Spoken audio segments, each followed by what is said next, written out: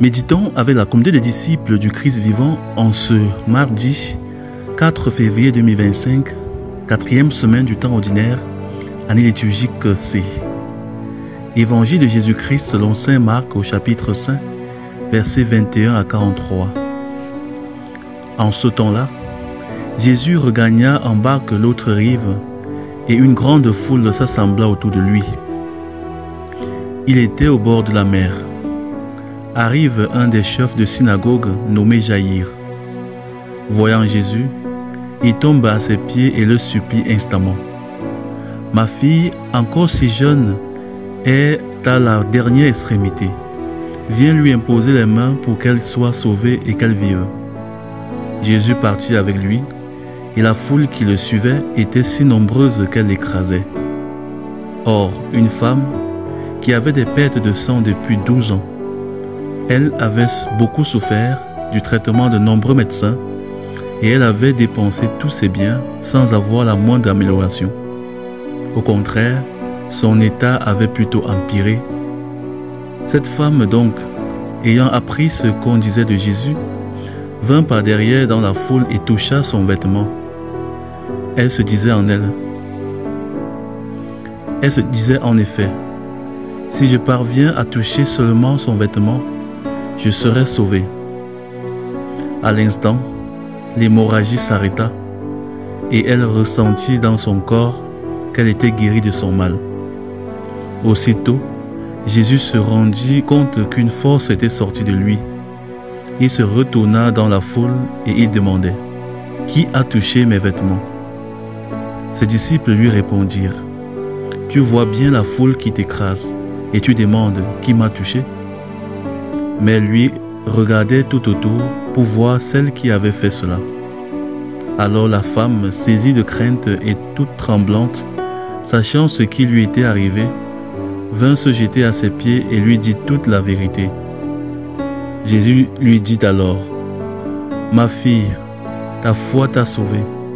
Va en paix et sois guérie de ton mal. » Comme il parlait encore, des gens arrivent de la maison de Jaïr, le chef de synagogue, pour dire à celui-ci, « Ta fille vient de mourir, à quoi bon déranger encore le maître ?»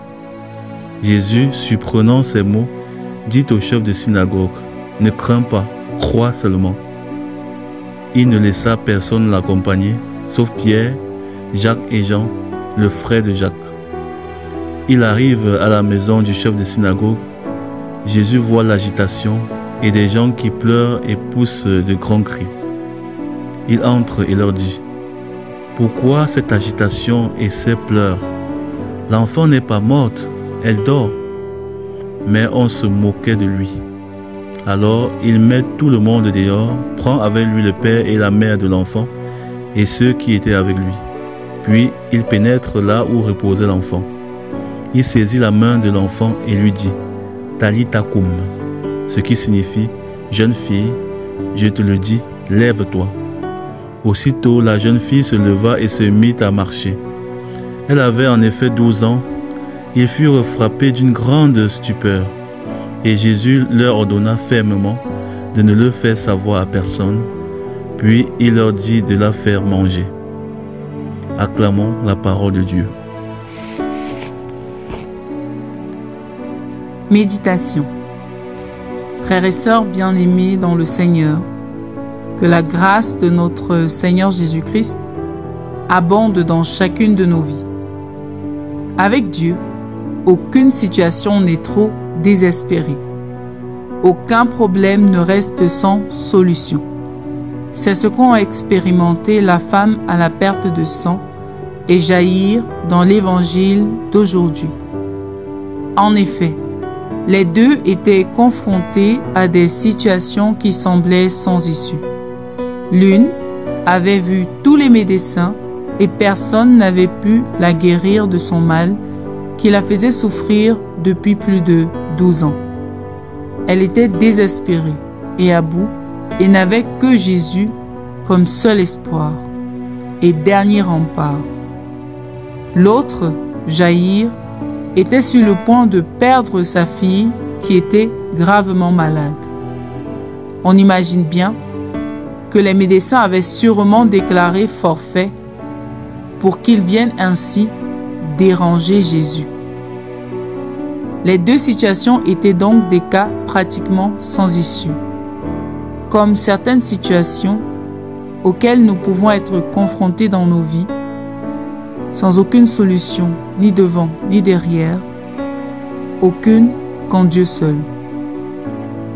Les deux bénéficiaires de la grâce de Jésus avaient un point en commun. Ils croyaient fermement que Jésus avait le pouvoir de les sortir de la situation qui les accablait. Ils ne doutaient pas un seul instant que Jésus pouvait faire et même allait faire quelque chose. Lorsque la femme à la perte de sang touche Jésus, elle ne doute pas un seul instant qu'elle sera guérie. De même que Jaïr, qui sait que si Jésus vient voir sa fille, elle retrouvera la santé, la vie. La foi est une condition essentielle de l'action de Dieu dans nos vies. Généralement, il nous est fait à la mesure de notre foi. Et ce que l'ennemi attaque souvent, et il sait que c'est important, c'est notre foi. Nous ne devons jamais douter de Dieu, de sa capacité et même de sa volonté à agir positivement, inconditionnellement dans nos vies. Peu importe la situation, Dieu peut toujours faire quelque chose. Et c'est dans les situations les plus difficiles que nous devons être le plus fermes dans la foi. Alors, Dieu manifestera sa gloire pour notre plus grand émerveillement. Bien souvent, nous doutons et posons des actes qui finalement bloquent l'intervention de Dieu. Souvent, nous ne sommes pas assez patients. Ou alors, lorsque la situation semble s'empirer, comme dans le cas de Jaïr, nous abandonnons au lieu de persévérer.